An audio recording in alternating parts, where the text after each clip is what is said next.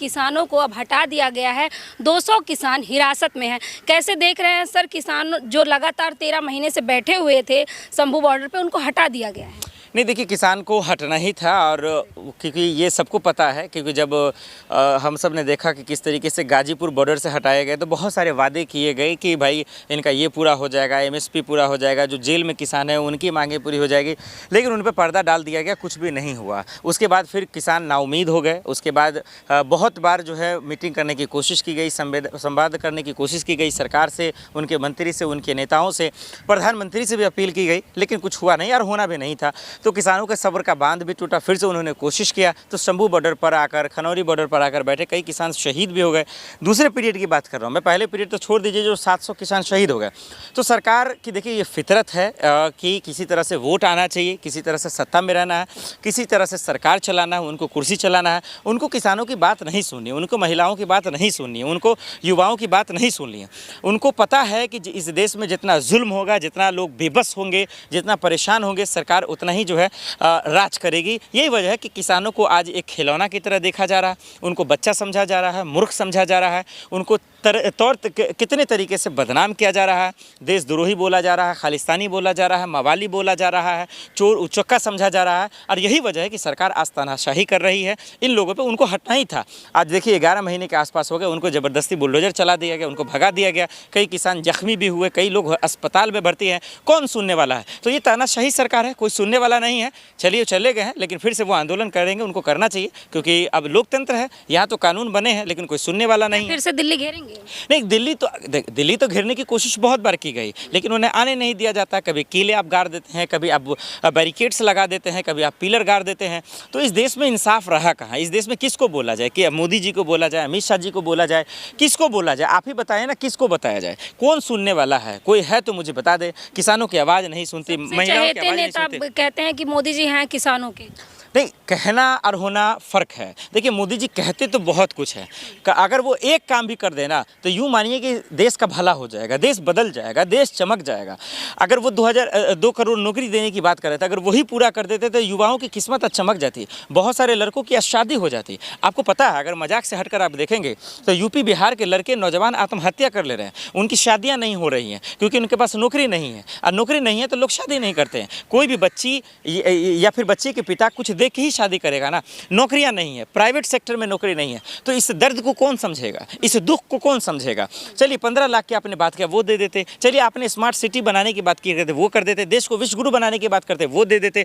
आप अर्थव्यवस्था $5 ट्रिलियन की बात करते, वो देते। तो कुछ नहीं किया। तो ये अफसोस की बात है, ये चिंता का विषय है कि सरकार अगर जो बोलती अगर करती तो शायद आज किसानों के हक की बात होती, किसान खुश होते, किसान आज तरक्की करते, किसान भी आज 56 इंच के सीना के साथ कंधों से कंधा मिलाकर चलते। लेकिन ये सब हुआ नहीं। तो मुझे बड़ी अफसोस है कि आज मोदी राज में जो एक सपना दिखाया गया, एक भगवान का रूप, एक अवतार का रूप दिखाया गया कि यहाँ बच्चे, महिलाएं, युवा, किसान, तमाम लोग, बुजुर्ग खुश रहेंगे, लेकिन अफसोस की बात है कि ये होता नजर नहीं आ रहा। सबके आंखों में आंसू है, एक बेबसी है, लेकिन इस बेबसी का इलाज इस राज में फिलहाल दिखता नहीं। शिकायत कह रहे हैं कि एक तरफ सरकार जो है किसानों से कह रही है बात करेंगे, दूसरी तरफ तानाशाही कर रही है, उन्हें अरेस्ट कर रही है। देखिए, किसान राकेश टिकैत जी भी डर गए हैं, तमाम लोग डरे हुए हैं। आज डरने से देश नहीं चलेगा।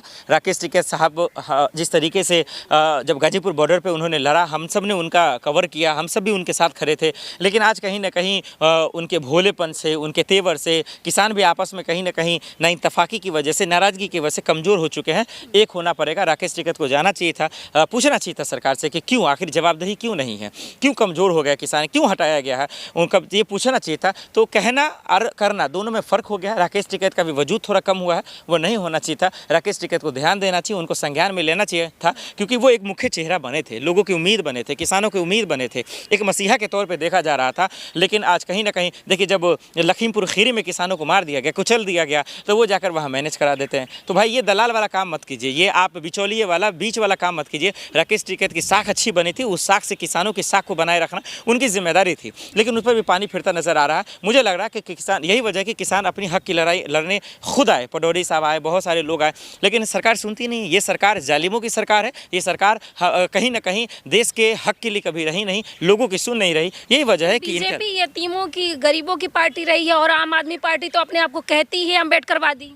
अब देखिए, कहना करना आसान है। अगर कहते तो फिर अम्बेडकर जी को वो संसद के अंदर गाली नहीं देते, कहते तो किसानों के जिस्म पर गाड़ियाँ नहीं चलाते, अगर वो कहते तो बच्चियों के शव को रातों रात नहीं जलाते, अगर वो कहते तो मणिपुर में महिलाओं को नग्न कर नहीं घुमाते। देखिए, बहुत सारी चीज़ें हैं कि उनके राज में ये होता, फलना ढिकान।